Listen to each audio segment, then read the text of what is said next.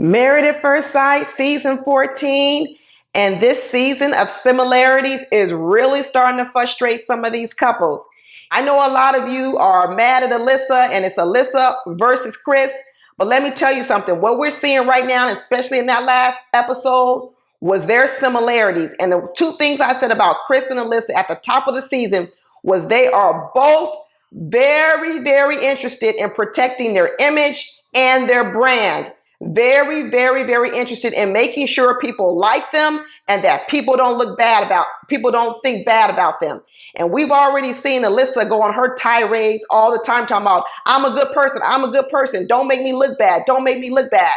And now what she's starting to do is she's starting to get mad at Chris because even though Chris isn't walking around screaming it at the top of his lungs, he's quite aware of it and he's playing the game to protect his brand and his image. I'm not saying nothing's wrong with it, but I told you guys these two were similar and I got a lot of people who were mad at me. But now you're starting to see the moves that Chris is making is to protect his brand and his image. Chris is a realtor and he knows a lot about contracts because he deals with them all the time. And he knows he signed a contract and he said, you know what?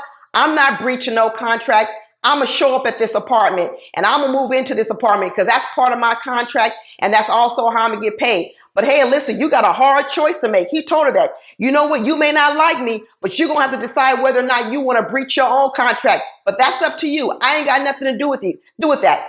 Chris ain't interested in Alyssa no more. That's why he says, as long as you 1% in, I'm in. Because what he's saying is until you walk away fully from this contract, I'm not walking away because I'm not going to be held liable. I heard you, Chris. I know what you're doing. Alyssa's screaming about Chris is trying to make her look bad, but what she's really mad about is what she wants Chris to do is she wants Chris to admit that he's just as unhappy in the relationship as she is. Because what she's saying is she doesn't want to take the complete fall for the demise of this relationship. She doesn't want to be held 100% liable. So she's mad that Chris won't admit it. He ain't going to admit it. Absolutely not. Even if he feels he doesn't want to be with you, he's not going to admit it, as he shouldn't admit it. Protect your brand, Chris. Protect your image. Jasmina and Michael, boring as you know what. Both of them are boring. Both of them are emotionally unavailable. Both of them are emotionally inept. Everybody's taking sides between Michael and Jasmina, but the truth is they're both the same people. The only difference we're seeing right now is that Michael has at least tried to do something different. He's aware that he's been emotionally unavailable and he's trying things differently. Jasmina has her head stuck in the ground. She doesn't actually think she's emotionally unavailable, but she absolutely is emotionally unavailable. She keeps saying that she wanted someone vulnerable. Now we know why she needed someone she wanted, because she doesn't talk. She's not emotionally vulnerable. You know what? When Michael was sitting on that rock and he was telling that story about bullying, what he was actually trying to do was trying to open up and tell something emotionally vulnerable to him. And you know what? It did look awkward. It did come off weird. And you know what made it even weirder? Jasmina's reaction. It was cold. It was Ice Princess. That's why Michael was like, dang, no reaction from that story. Can I at least get a hug? That's what he was saying. But no, Jasmina didn't have nothing for him. You know, that's how you know she's not emotionally vulnerable, because typically when someone tells you an emotional vulnerable story, you either empathize with them or you say, you know what, you open up and you tell them a story about yourself. But Jasmina did none of it. Jasmina is just as emotionally inept as Michael. And you know what? They're both real sensitive and they get triggered how each other treats each other. So Jasmina's talking about how she's been disrespected.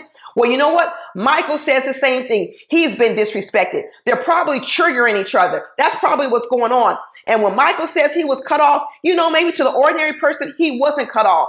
But you know what? For a person who never talks and a person who never tells their feelings and what they're feeling on the inside, sometimes they need a lot of runway space to get out their words because they're not used to using their words. And so to maybe me and you, it didn't look like he was cut off because we're more open to our conversations about our inner feelings. But someone who never shares their deep thoughts, let me tell you, they need a lot of runway. Sometimes they need the whole floor for a long time to open up. Lindsey and Mark, I told you they were similar, over the top. Both gregarious people, love to be the center of attraction, love to keep people laughing. And what Mark didn't count on, he didn't count on Lindsey being 2, 3, 4, 5 times as much as he was. He's overwhelmed. He's used to being the Lindsey in the relationship. He's used to being the one that's keeping the woman laughing, gregarious. Just like Lindsey said, oh, he's out the box. He's farting, leaving the door open, talking about shit stuff all over the place. She's telling you about, oh, he's a Guido. He's not refined. I need to class him up. Well, guess what, Lindsey? You the same way. You think you classy because maybe you got a fancy degree from some fancy university in Boston. I don't know. But you are just as crass, and you need to be classed up too. You get drunk, you're loud in public, and you start shit. She just isn't used to another person who is like her, and that's why she's having a problem. Similarities, and the similarities are going bad in that relationship too. Katina and Elijah, you know what their similarities is? They both don't take no crap. And let me tell you something. The only thing that's saving this couple right now, what I like, is they're not using their similarities against each other. They're using it for the good as a team, because both of these people like to have fun. We already know that. They're party people. They like to hang out. And so you know what Elijah says, I ain't stopping my fun. This fun's going to get going. And you know what, Katina, she might have been scared, but she hopped on that damn horse because you know what? She's a party girl too. And the party people don't like to miss no parties. She ain't going to miss no vacations, no nothing. So she's figured out, I'm either going to get left at home or I better figure this out. And she got on that horse and she rode that horse.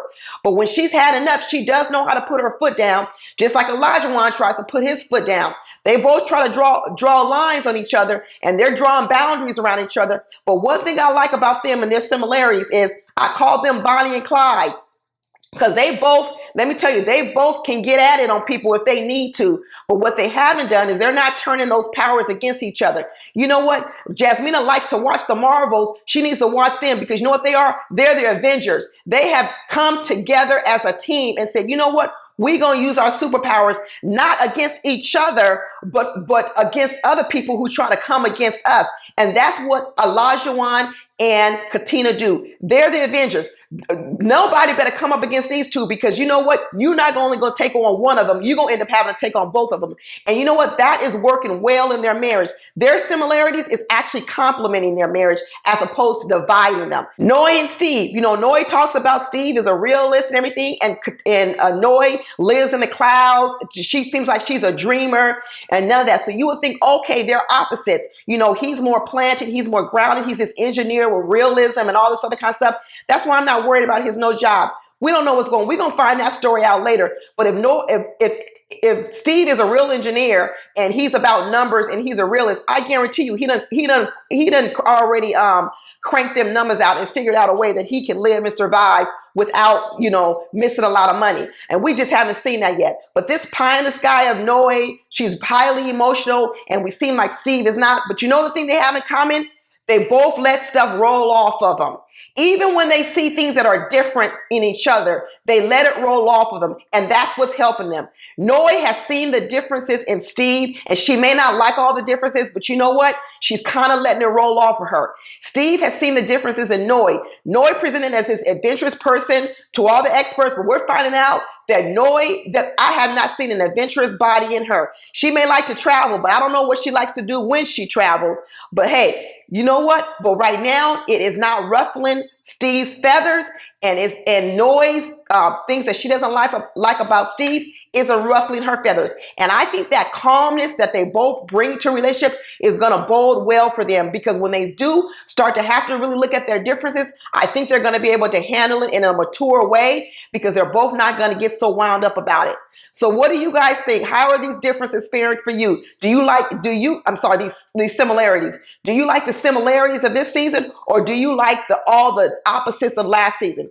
For me, I prefer the similarities. I really do. Even though they're not working out for like Jasmina and Michael, if Jasmina and Michael really got what's going on, they probably could make it. But the problem is Jasmina has no relationship experience, and she's unwilling to look at herself. And that's really what's stifling them.